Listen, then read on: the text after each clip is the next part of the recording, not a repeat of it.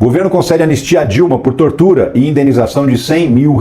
Poxa, mas só 100 mil, Ricardo? Ela sofreu tanto na mão da ditadura. Então, 100 mil é o valor máximo. Inclusive o pedido dela, porque ela perdeu um emprego público muito bom, né? O pedido de indenização dela era milionário e merecia. Só que pela lei da anistia e pelas normas que foram publicadas posteriormente, a indenização máxima chega a R$100 mil, que é o que ela vai receber. E ela tem, assim, o mais importante disso é ter o status de anistiada política oficialmente reconhecido pelo governo brasileiro. O governo brasileiro pediu desculpas para Dilma Rousseff pelo que foi feito com ela na época da ditadura militar. A Dilma foi perseguida, foi presa, foi processada, foi condenada injustamente, foi torturada de várias formas diferentes, foi levada para o hospital à beira da morte mais de uma vez por conta das surras que ela levava dos militares covardes que ficaram 21 anos destruindo esse país, e agora ela teve esse status reconhecido de anistiada política pelo governo brasileiro. Esse pedido de desculpas é fundamental, é muito importante, porque ele faz justiça a uma pessoa que foi perseguida pela ditadura. Relembre porque Dilma foi presa e torturada em 1970 pela ditadura militar. Tem um monte de gente que espalha que a Dilma era assaltante de banco, que a Dilma participou de assalto não sei da onde, não sei do que. Tem gente que fala até qual é o assalto. Tudo mentira. Mentira, tudo fake news, tá?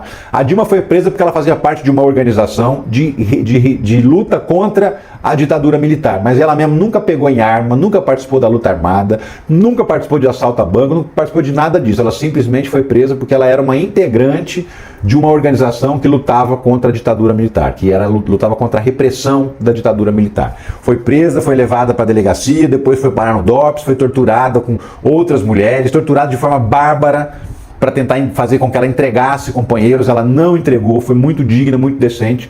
Aquela fotografia famosa dela no seu julgamento, enquanto ela estava de cara limpa e olhando cara a cara para os vagabundos dos militares, estava todo mundo lá tampando o rosto. Você lembra dessa fotografia, né? Então, Dilma agora teve o reconhecimento de que é uma mulher valente mesmo e que enfrentou a ditadura e que agora está recebendo os benefícios de ser reconhecida, uma pessoa que enfrentou a ditadura militar. Por que a decisão sobre a anistia de Dilma Rousseff é diferente do que buscam aliados de Bolsonaro? Porque os aliados do Bolsonaro estão tentando criar uma lei para simplesmente perdoar as pessoas pelos crimes que eles cometeram. No caso da Dilma Rousseff, não.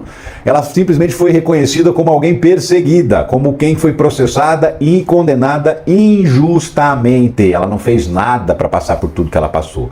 Ela não cometeu nenhum crime, ela não saiu de casa para quebrar nada, ela não deu tiro em ninguém, ela não assaltou nada, ela não fez absolutamente nada. Ela apenas integrava uma organização que enfrentava a ditadura militar com o quê? Com panfleto. Com panfleto. A Dilma era dessas, né? E era dessa que panfletava, era dessa que divulgava as ideias de democracia. Esse era o crime da Dilma, divulgar ideias de democracia. Enfim, é completamente diferente a situação do Bolsonaro, que tem um crime concreto que foi cometido, que é a tentativa de golpe de Estado, e eles estão tentando simplesmente perdoar essa galera pelo crime que cometeram. Então não tem nenhum tipo de comparação cabida nesses casos, tá bom?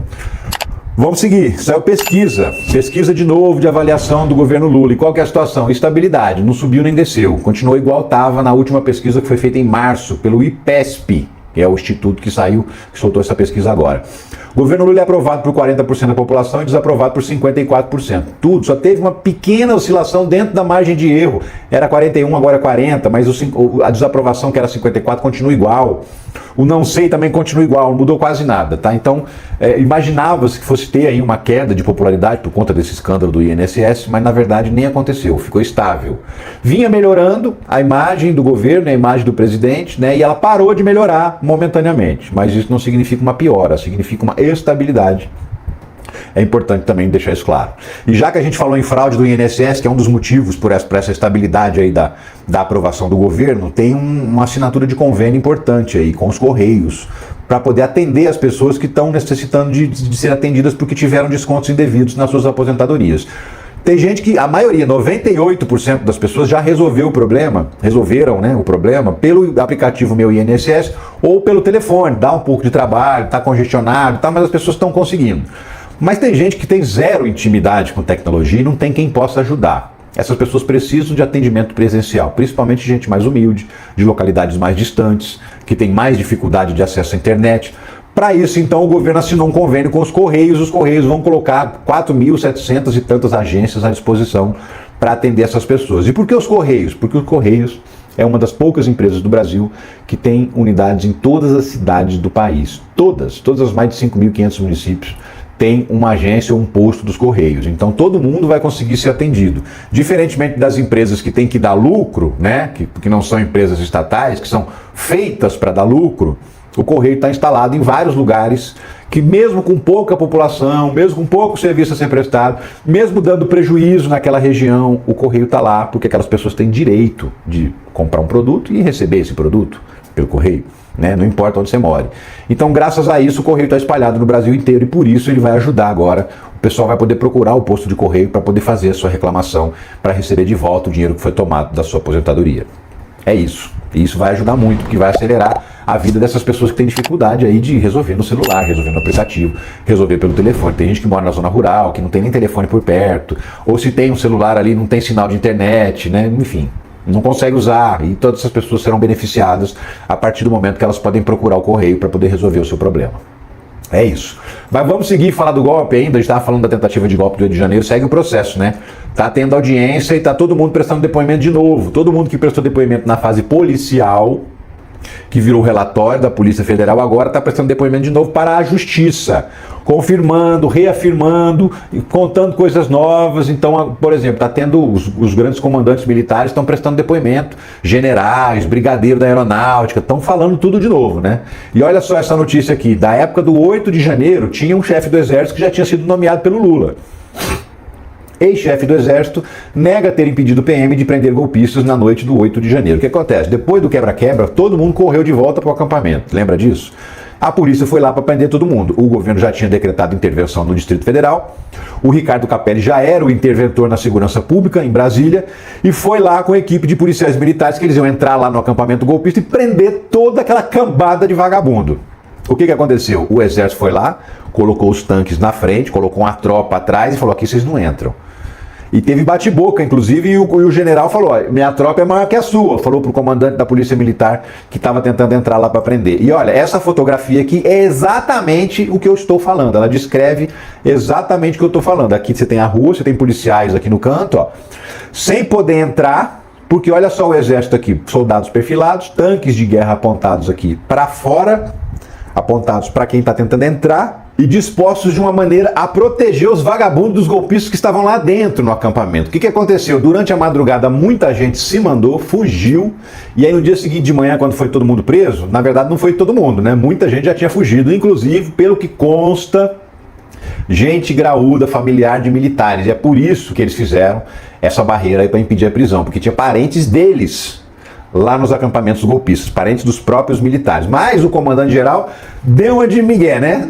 Não lembro, eu estava muito nervoso na hora, o clima estava quente, a gente estava com medo de acontecer uma tragédia, mas exatamente as palavras que eu usei, não vou lembrar. Mas o restante da galera toda lembra, viu? E, inclusive nos próximos depoimentos elas vão contar. O Ricardo Capelli vai contar, o comandante da Polícia Militar de Brasília na época vai contar também, como já contou na fase da investigação policial e também na CPI que foi criada lá na Assembleia Legislativa de Brasília. Tá? A defesa do Mauro Cid está alegando que ele é coitadinho, sabe? Para tentar absolvê-lo. Está dizendo, olha, ele não era politizado, ou seja, no fundo está dizendo assim, ele era meio burrão, né? E ele só cumpria as ordens que o Bolsonaro dava para ele. Ele não tinha essa cabeça de saber o que é golpe, o que não é. Ele era um trouxão. Isso é mais ou menos o que está dizendo a defesa do Mauro Cid, né? O que vão combinar não deixa de ser assim um pouco de verdade, assim, que ele é meio burrão, ele é mesmo, né? É só olhar todas as coisas que ele fez, que as coisas que ele falava, sabendo que estava cometendo um crime, né? E mesmo assim ia em frente. Então não está totalmente errada, vamos dizer assim, a defesa do Mauro Cid. Já o ex-comandante da aeronáutica, que era bolsonarista na época, mas rompeu com o Bolsonaro por conta da tentativa de golpe, esse não aliviou não. E eu fiz questão de pegar um jornal de extrema direita, um site que é o Antagonista. Batista Júnior é mais incisivo que Freire Gomes, mas relatos de ambos comprometem Bolsonaro. O Batista Júnior foi lá e falou, foi mesmo, apresentou a minuta do golpe, propôs o golpe. O Freire Gomes falou que se ele continuasse insistindo naquilo ia ser obrigado a prender ele, porque o Freire Gomes prestou depoimento semana passada, tentou dar uma aliviada, assim, não que ele não negou nada, ele manteve tudo que ele disse na fase policial. Só que tentou dar uma maciada pro Bolsonaro. Ah, eu não me recordo exatamente as palavras, não foi bem isso. Ou seja, a mesma história que o outro comandante do Exército veio, que não lembro bem, né? Mas o Batista Júnior foi incisivo, foi duro, foi forte, falou, não, teve tentativa de golpe sim.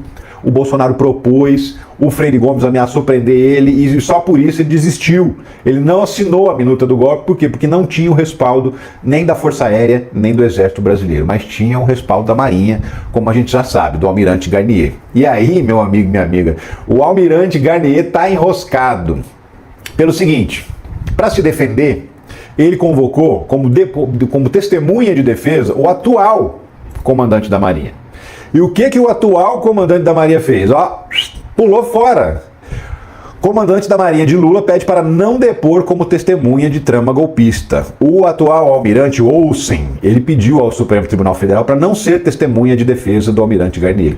Me inclua fora dessa. Você arrumou tua encrenca aí, agora assume a tua bronca. Assume teus BO e me tira fora dessa. É mais ou menos isso que o almirante Olsen está dizendo para o Supremo Tribunal Federal e principalmente para o almirante Garnier, que estava tentando usar o testemunho dele para tentar se safar, porque foi o único dos comandantes militares que topou, que abraçou a tentativa de golpe e falou: vamos que vamos, Bolsonaro quer dar golpe, tamo junto. E agora tá bem enrolado. Provavelmente será o primeiro grande comandante da Marinha a encana, a jogar dominó também com outros que vão ser presos, vai ficar jogando truco lá na cadeia, numa cadeia militar, é verdade, mas vai ser numa cadeia e vai cumprir pena por ter tentado ajudar a dar um golpe de Estado. Porque você sabe, né? Golpe de Estado, só tentar já é o crime. Tá lá, em Código Penal. Tentar dar golpe de Estado, tentar abolir com violência o Estado Democrático de Direito. Então, assim, tentar já é o fato consumado. E eles tentaram. E agora vão ter que responder por isso. Você sabe que viver com salário só hoje é complicado. Tá difícil, né? Tá difícil. Tem gente que tá trabalhando, batalhando na escala 6x1, batalhando, trabalho pra caramba e não ganha o suficiente para poder sair daquele orçamento apertado, né? E aí a galera começa a procurar renda extra, começa a procurar uma forma de ganhar mais dinheiro, de melhorar o orçamento. E existem muitas formas. Principal, trabalhar online, trabalhar no computador, trabalhar na internet, no seu celular, ganhando um dinheirinho extra. E aí tem dinheirinho extra em reais e tem dinheirinho extra em dólar. Quer ajudar o Lulão a trazer dólar para o Brasil? Tem jeito, tá? Só que você precisa o quê? Aprender que profissões são essas, onde elas estão e cadê essas oportunidades. E é isso que a Escola de Negócios Digitais que eu vou apresentar para você te ensina. A localizar essas oportunidades de trabalho, a saber o que você precisa aprender para participar delas e ganhar um dinheirinho. Dá uma olhada só nessa mensagem aqui, ó, que o Carlos Matos mandou pra gente. Claro que ele autorizou, inclusive, a gente a exibir a mensagem dele, ó. Ele trabalha numa fábrica e ao mesmo tempo faz o trabalho nas horas de folga em casa, um trabalho de renda extra online. Trabalha em casa, no horário que ele quer, dá a dedicação que ele consegue. E ó, já tirou 643 dólares trabalhando na fábrica. Esses 643 aí é só o complemento. Sabe quanto que isso significa, né? 3.600 reais por mês de renda extra. Tá? Olha só então o resultado do Paulo Rodrigues, que já está tirando 2.154 dólares em 4 meses de trabalho.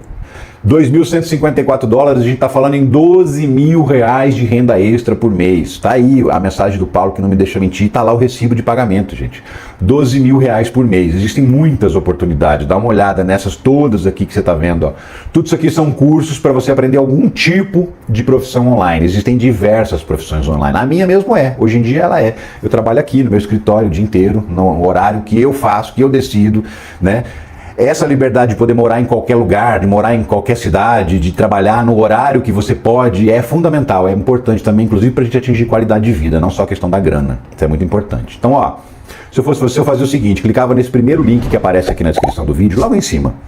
Vai abrir um chat, você vai conversar com o Clayson, e o Clayson vai te explicar tudo que você precisa saber. O mais importante eu já te conto agora, 7 dias de graça. Você pode estudar todo o curso em 7 dias e só depois decidir se serve para você ou não. Se não servir, meu amigo, pula fora. Tá? Mas esse serviço pode mudar a sua vida. Então clica aqui no primeiro link da descrição para você conhecer essa oportunidade que você não vai se arrepender.